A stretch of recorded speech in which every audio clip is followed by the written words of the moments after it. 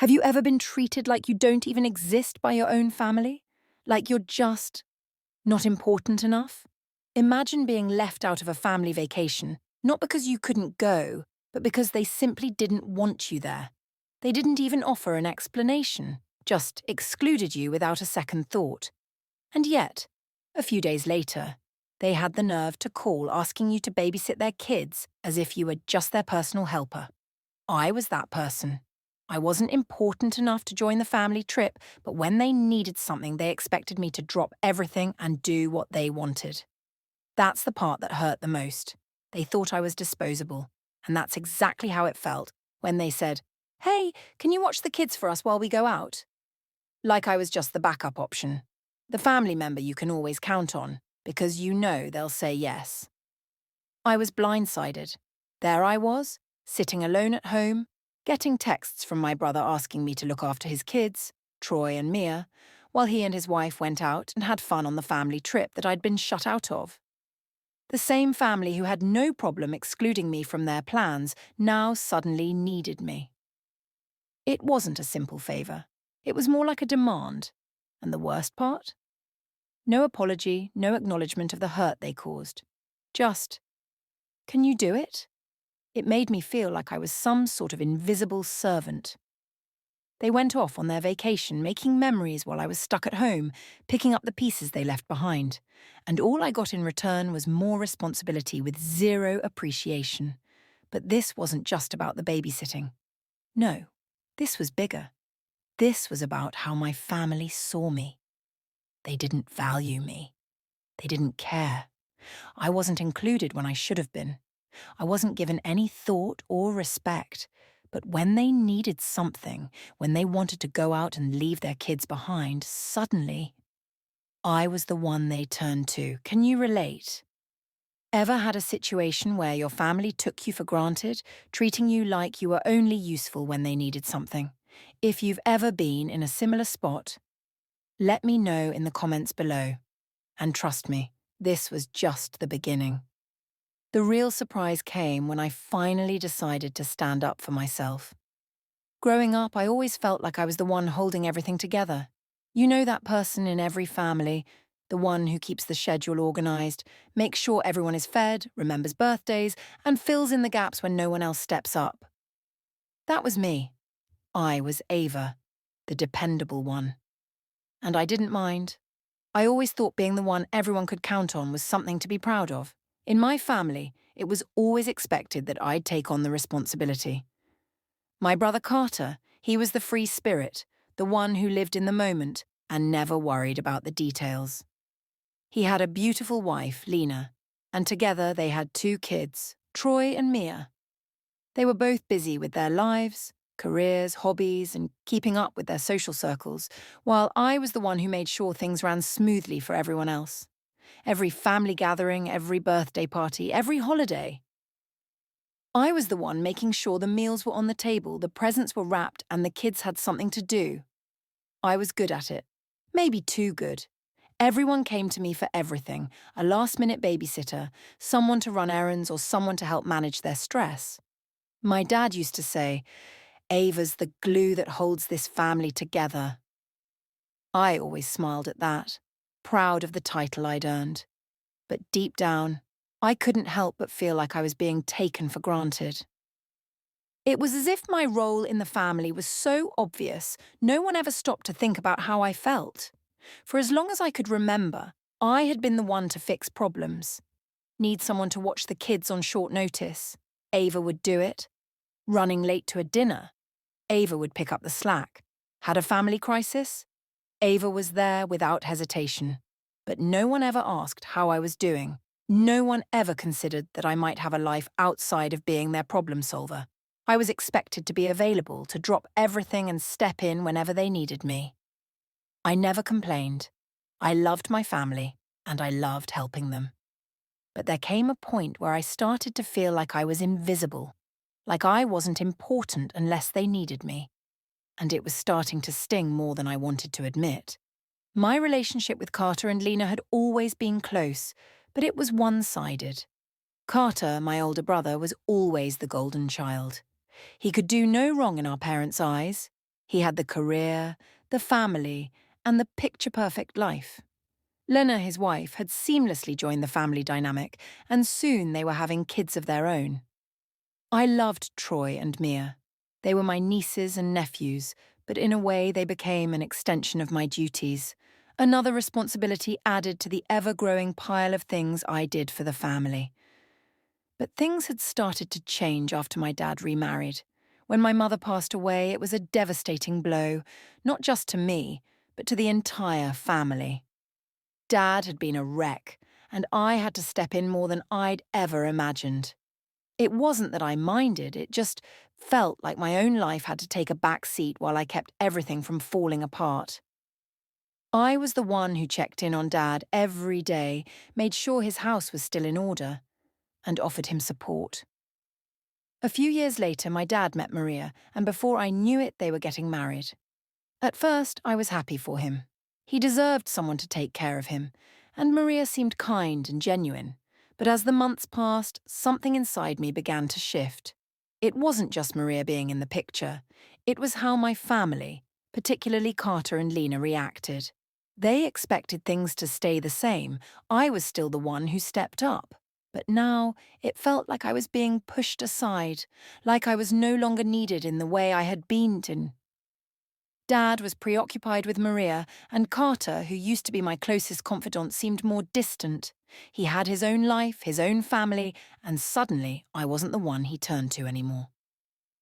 I became a background character in my own family's story. That's when the feeling of being invisible really hit.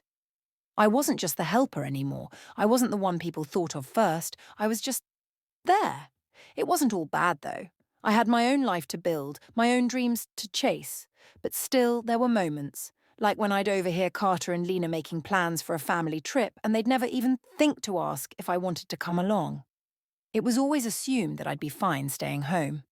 It wasn't malicious, but it stung all the same. Then came the call. The trip had been planned for months, and everyone seemed to have forgotten I was even part of the family. No one said anything directly, but it was clear I wasn't included. I wasn't important enough to make the cut. I wasn't needed. But then, just a few days before the trip, I got a text from Carter. "Hey, Ava, can you watch Troy and Mia while Lena and I go out for the night? We've got something planned with some friends, and we need a sitter." It was as if the previous months had meant nothing. I had been excluded from their plans, but when they needed a favour, I was the first person they thought of.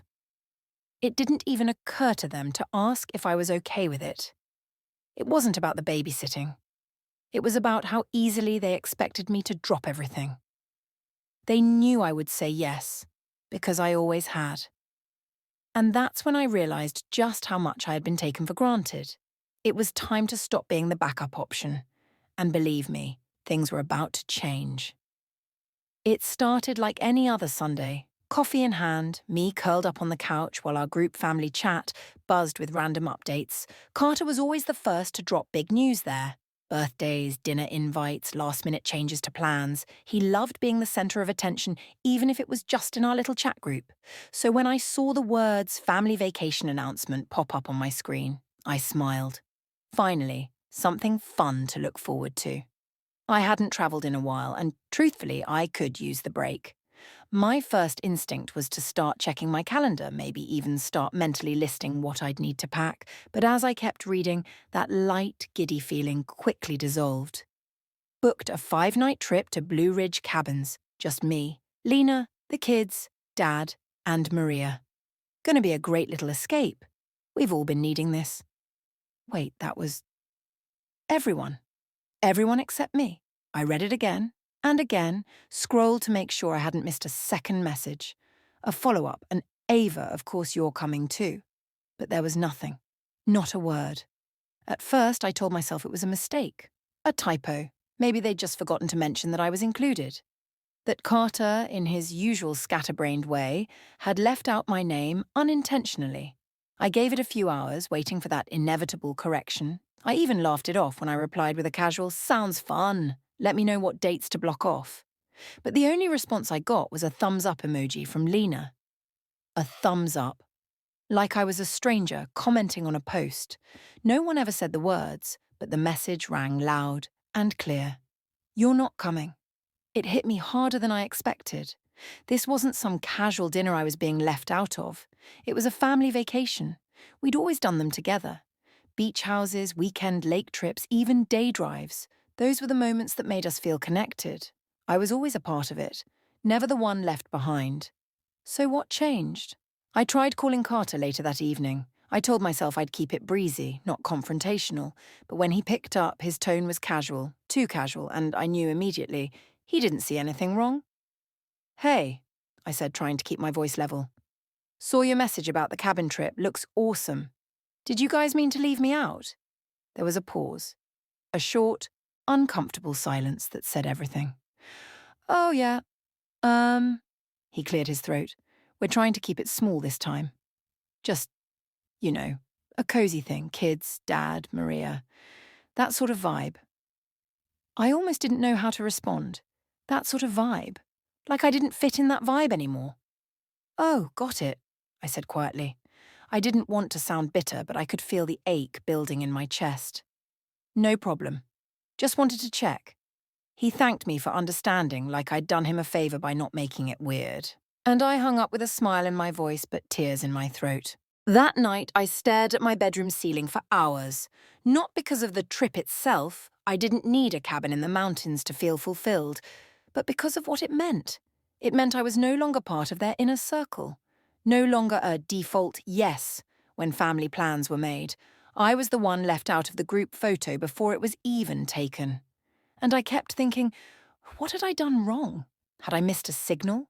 Did I unknowingly say something that pushed them away? Or were they just done needing me? The next few days were a blur of polite texts and carefully worded messages in the group chat. I played along, acted like everything was fine. They didn't bring it up again and I didn't press. I didn't want to make a scene or be labelled dramatic. But the silence between the lines said more than any conversation ever could. Lana posted a boomerang of the kids splashing in the cabin's hot tub. My dad shared a blurry sunset from the mountain porch. Everyone looked relaxed, happy together. And I wasn't there. Not even a mention of me. I wasn't invited, and no one seemed to think that was a problem. That was when the shift began, not in them, but in me. I started questioning my place in the family. I had spent so long showing up, giving, being available, putting their needs ahead of mine. And in return, I got cut out like I was never part of it to begin with. I didn't say anything, not yet, but something inside me was changing. The part of me that always said yes without question, that made excuses for their behaviour, that pushed my feelings aside to keep the peace, that part was getting smaller, fading, and a new part of me, it was just starting to speak up. You ever have that moment where you realise the people you've been holding up would drop you without blinking if it was convenient for them? If you've ever been that person, always showing up and getting left behind, you're not alone. If this hit close to home, stick around. There's more to come, and trust me, you're going to want to hear how it ends. By the third day of their perfect little mountain vacation, I'd finally started to enjoy the quiet. No buzzing group chat. No passive-aggressive comments. No obligations. Just me, a cup of tea, and a long overdue moment of peace. It was strange at first, the silence, like I'd been unplugged from something I didn't even realise was draining me. But after the initial sting wore off, I started breathing easier. I hadn't realised how exhausting it was to always be the one holding everything together. Then my phone rang. Carter. I stared at the screen for a moment, debating whether to let it go to voicemail. But some old instinct kicked in, and I answered. Hey, Ava, he said, his voice casual, like we'd just spoken that morning. Listen, can you do us a favour? Here we go. We were supposed to take the kids with us to a group dinner tonight, but something came up. Maria booked this wine tasting thing for everyone, super last minute, and it's adults only. Lena and I were wondering if you could swing by Mum's place and watch the kids for the evening. Just a few hours. You know how much they love hanging with you. Troy and Mia. Sweet, wild, and completely exhausting. I hesitated. Wait, you mean they're not with you? Oh no, he laughed, like it was the most normal thing in the world. We dropped them off at Mom's on the way. We figured they'd get bored on the trip anyway. So let me get this straight. They excluded me from the vacation but had no issue dropping their kids off in the same city for me to babysit. Carter, I started carefully. You know I wasn't even invited on this trip, right?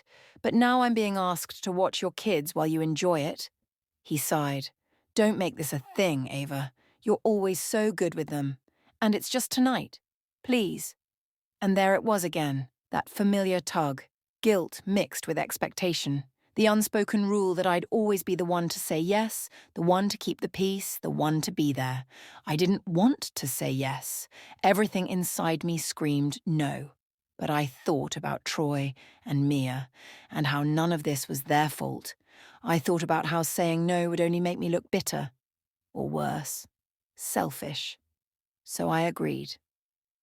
A few hours later, I was sitting on Mom's worn-out couch with Troy climbing on my back and Mia asking for a different cartoon every 5 minutes. I reheated leftovers for dinner, cleaned up spilled juice, and convinced both of them to brush their teeth before bed. It was chaos, familiar chaos, but this time it felt heavier. I glanced around the house as I tucked them in, photographs of our family on the walls, reminders of a time when we all belonged to each other without question. But now, I felt like a convenient option, like a service they could call on when needed, then forget about the moment things were easy again. Later that night, after they'd finally fallen asleep, I sat in the quiet and let the weight of it all settle. My vacation was babysitting my brother's kids while he sipped wine in the mountains with his new wife and our dad and acted like I didn't exist. It wasn't about the babysitting. I'd always loved those kids. I'd always loved being there for the people I cared about. But suddenly, I saw it for what it was. A pattern. They only called when they needed something. Help with the kids, a last-minute favor, emotional support during their breakdowns. But when I needed space, or help, or, God forbid, an invitation to something that mattered, silence. I realized something in that moment. They hadn't changed. I had. I was starting to see what I'd trained myself to ignore for years. I wasn't the favorite, the reliable one, or the backbone of the family. I was just available. That was my role. And the second I wasn't convenient anymore, I was left behind. If you've ever been the go-to person in your family, the one who always shows up, always says yes, always sacrifices, only to feel like you're constantly being used or taken for granted, you're not alone. And I know how it feels to wrestle with that guilt, to wonder if saying no makes you a bad person. To tell yourself that being needed is the same as being valued. But it's not. And I was finally starting to understand the difference. By day 4, I wasn't just babysitting. I was a full-time nanny, chef, maid, referee, and emotional support hotline, all rolled into one. Troy's toys were everywhere. Under the couch, inside the laundry basket, even in the fridge for reasons I'm still trying to understand. Mia had developed a sudden passion for baking, which was adorable in theory, until I realized it meant flour on the walls and eggshells in the carpet. The sink never stayed empty for more than 10 minutes. Dishes piled up faster than I could wash them, and every time I thought I had a second to breathe, someone was hungry again or fighting over who got the remote. And through all of this, my own life was slipping away. I was still trying to meet a work deadline for my freelance project, and every night I stayed up hours after they went to bed just to make some progress. I was running on coffee, guilt, and pure obligation. The kind of exhaustion I felt didn't come from lack of sleep. It came from being stretched too thin for too long. I tried reaching out once, just once. I sent a message in the family group chat. Hey, just a heads up, the kids have been a bit much, and I'm really behind on my work. Any chance someone could check in or help out a bit? Read at 10:12 a.m. No reply.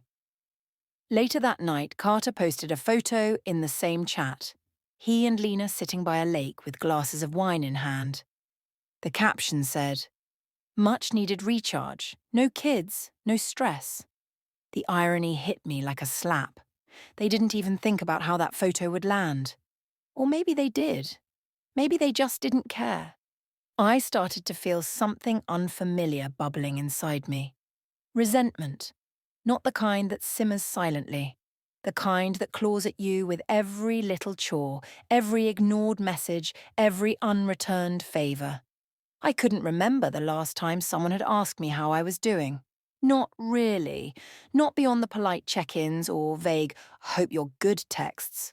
I didn't want a parade. I just wanted to feel seen. The worst part? I knew if I said anything, if I dared to point out how unfair it all felt, I'd be labelled dramatic, sensitive, selfish. The same words used to shut me down for years. But this time I wasn't imagining things. This time it was real. I was doing everything, and they were doing nothing. I missed a call from a friend that week, a call I'd been looking forward to. She later texted, "Are you okay? You've gone MIA?" And I almost laughed at the pun. MIA.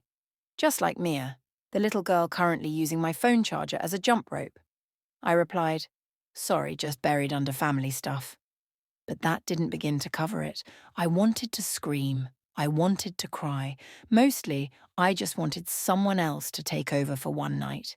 Just one, so I could remember what it felt like to be myself again. But no one came. That night, while folding a mountain of tiny socks and wiping crayon off the walls, I looked at my reflection in the darkened window and barely recognized the woman staring back. She looked tired, not just physically, but spiritually, like something inside her had given way.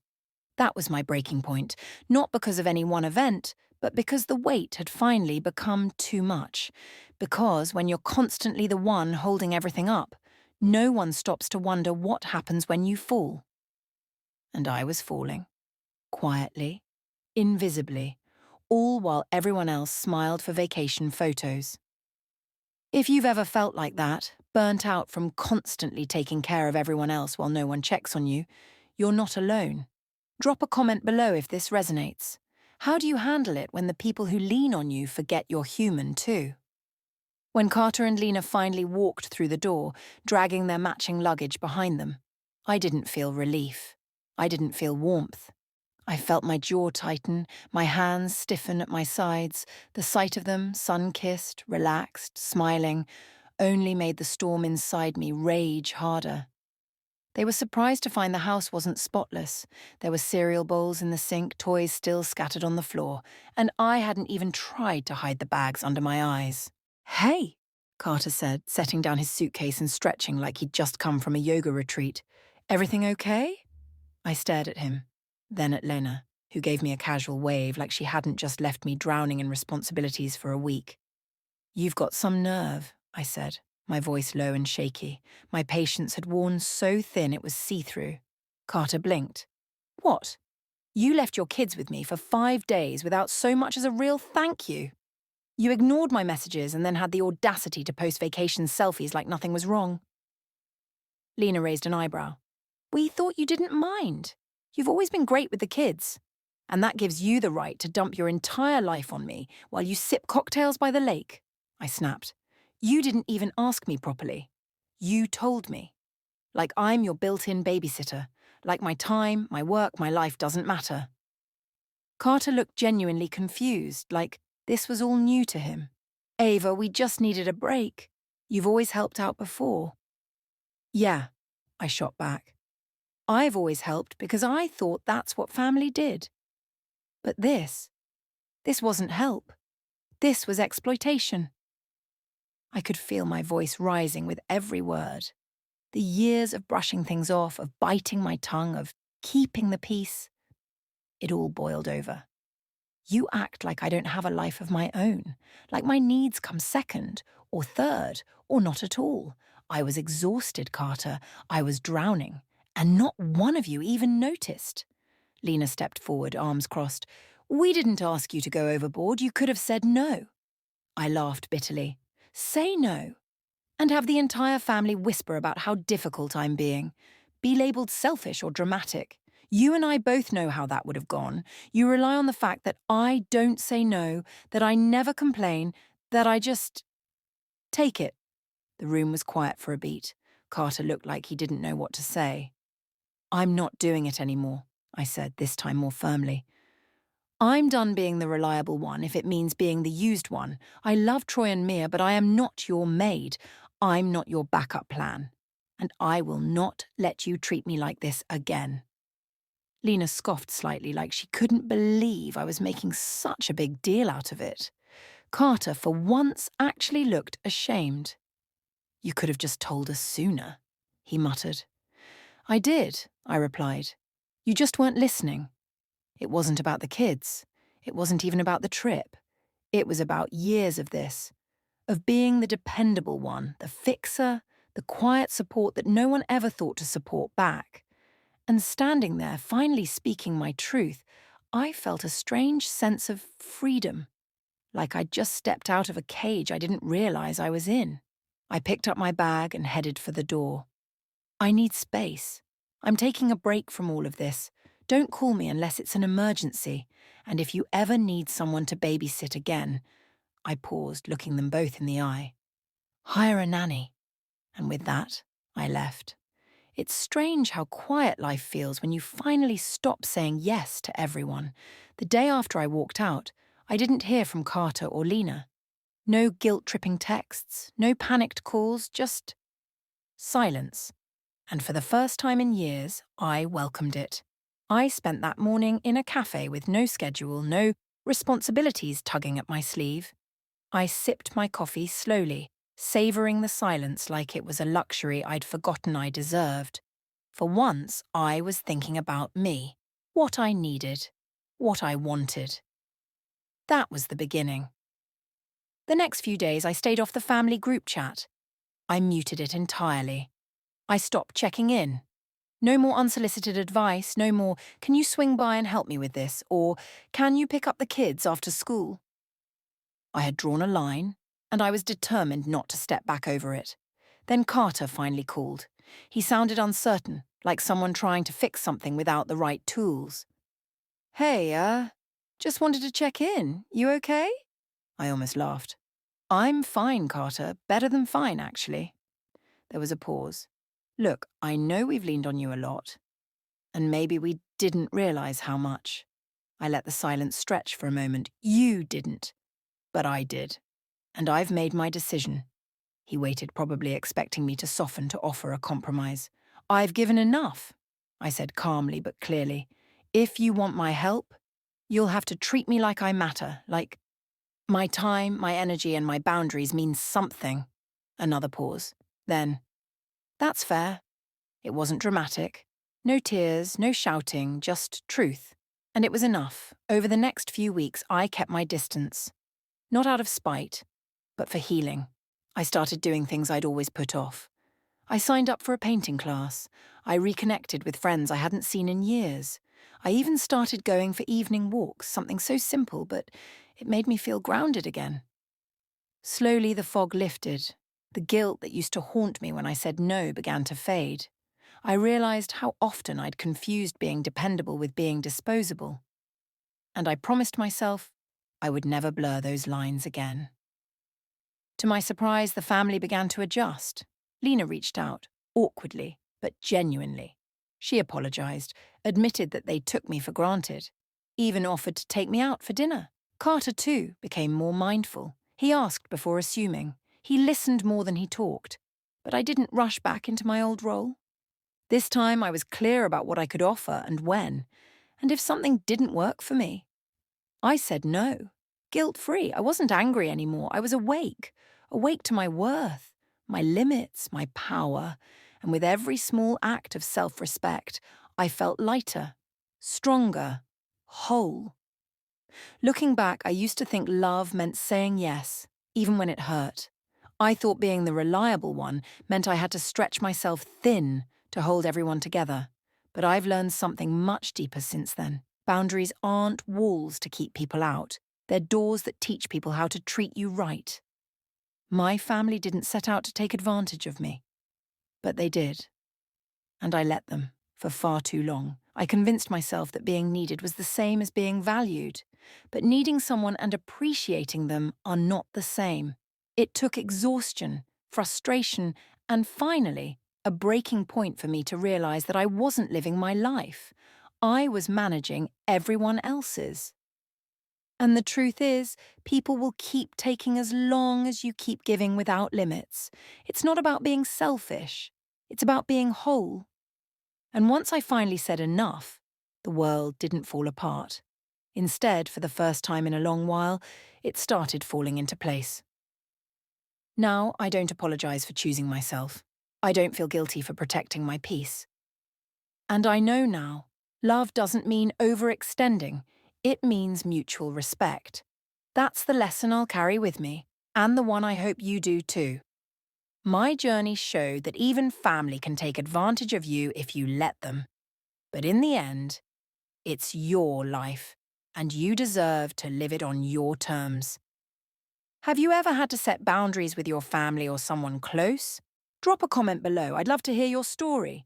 And if you found this powerful or relatable, don't forget to hit that subscribe button for more true-to-life stories of revenge, resilience, and rising stronger.